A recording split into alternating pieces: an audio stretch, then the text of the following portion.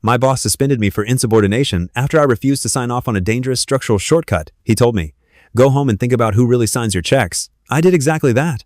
I went home and realized I own the pen. I'm Elias. For 10 years, I was the senior lead engineer at Miller & Sons. I designed 80% of their Skyline projects, but my boss's son, Marcus, took the credit. Marcus was a VP who couldn't read a blueprint, but he excelled at golfing with clients and promising them the impossible.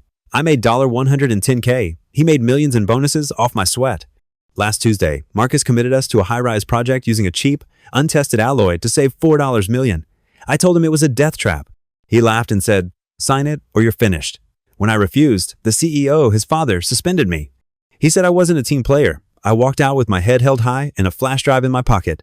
What they forgot was that I didn't just design buildings. I designed the software that runs their stress tests. I wrote that code on my personal laptop 3 years before I even joined the firm. It wasn't company property, it was mine. The second I was suspended, I revoked the firm's access to the server. The next morning, Miller & Sons went dark. Their entire engineering department couldn't open a single file. Marcus called me 50 times, screaming about sabotage. I simply replied, "My software doesn't work for people who don't value the architect."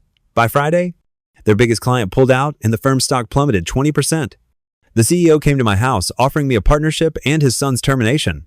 I told him, "You didn't value my loyalty when it was free, so you can't afford it now that it's earned." I started my own firm that afternoon. Never let a company convince you that you are a cog in their machine. You are the machine. Subscribe to Motivation and Story for more. We'll see you in the next one.